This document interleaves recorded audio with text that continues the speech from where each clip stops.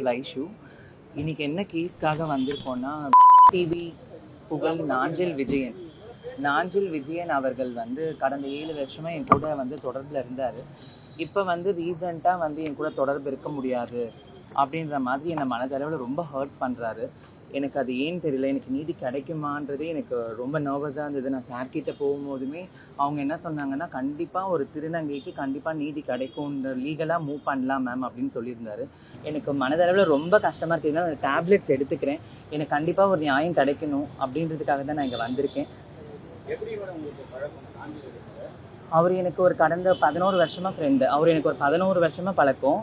அது ரீசெண்டாக தான் ஒரு 5 வருஷத்துக்கு முன்னாடி தான் வந்து நாங்கள் கொஞ்சம் கொஞ்சமாக க்ளோஸ் ஆக ஆரம்பித்தோம். ரெசார்ட் ஷூட்டிங் போகும்போது அதில் செக்ஷுவலாகவும் அவர் கூட நான் நிறைய வாட்டி இருந்திருக்கேன். இப்படி சொல்லலாமான்னு தெரியல, பட் தப்பாக இருந்தாலும் மன்னிச்சிடுங்க தயவுசெய்து. அப்படியும் இருந்திருக்கேன். ஏன்னா ஒரு பெண்ணுனா வந்துட்டு கர்ப்பமாக இருக்காங்கன்னு காட்ட முடியும். ஒரு திருநங்கைன்னும் போது நான் எதை காட்டுறது, எதை ப்ரூஃப் பண்ணணும்னு எனக்கு தெரியல.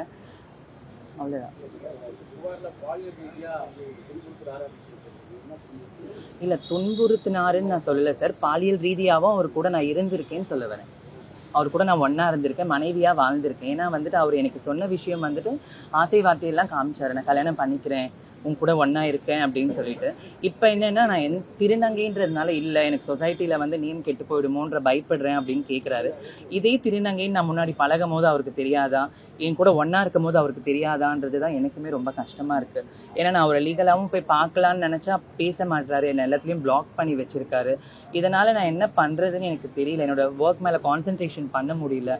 ரொம்பவே மனசு ரொம்ப கஷ்டமாக இருக்குது சார்.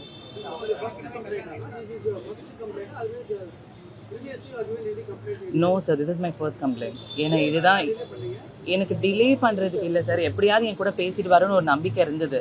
அப்படி இருக்கும் போது இப்போ ரீசெண்டாக நம்ம இவங்களெல்லாம் பார்த்து எனக்கு ஜாய் பற்றி சொல்லியிருந்தேன் இல்லையா, அவங்கள பற்றி பார்க்கும்போது சரி ஓகே, இந்த கம்ப்ளைண்ட் எடுப்பாங்களா எடுக்க மாட்டாங்களா, திருநங்கைன்றதுனால ஒதுக்கிடுவாங்களான்றதும் எனக்கு ஒரு கேள்விக்குறியாக இருக்குது. அப்படி இருக்கும்போது ஏன்னா டெலிவிஷனில் இருக்காரு, நாஞ்சில் விஜயன் ரொம்ப புகழ் பெற்றிருக்காரு. ஒருவேளை அவருக்கு சப்போர்ட் பண்ணி மீடியா வந்து எனக்குமே தப்பாக என்ன ப்ரொஜெக்ட் பண்ணிடுவாங்களான்ற ஒரு பயமும் இருந்தது சார். இல்லை, கல்யாணத்துக்கு முன்னாடியிலேருந்தே என் கூட பழகிட்டு இருக்காரு.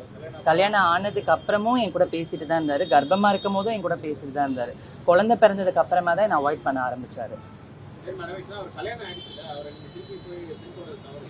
இல்லை சார், நீங்கள் பின்தொடர்றது தப்புன்றீங்க. எத்தனை ஆண்கள் வந்துட்டு ஒரு மனைவி ஒரு குழந்தை கூடயே இருக்கிறாங்க, எல்லாருக்கும் தொடர்பில் இருக்காங்கல்ல. இல்லைன்னா அதை முன்னாடியே சொல்லிட்டேன், அவர் குழந்தை வேணும்ன்றாரு. சரி ஓகே, கல்யாணம் பண்ணிக்கிறதுக்கு அப்புறமா என் கூட இருப்பாருன்னு ஒரு நம்பிக்கையில் தானே சார் நம்ம இருக்கோம். ஒரு நம்பிக்கை தானே. இப்போ எத்தனையோ ஆண்கள் வந்து இன்னொரு பெண் கூட தொடர்பு வச்சுக்கிறாங்க. அப்படி இருக்கும்போது திருநங்கையா எனக்கு ஒரு வாழ்க்கை கொடுக்குறாரு அப்படின்னு நினச்சி தானே சார் நம்ம பழகுவோம்.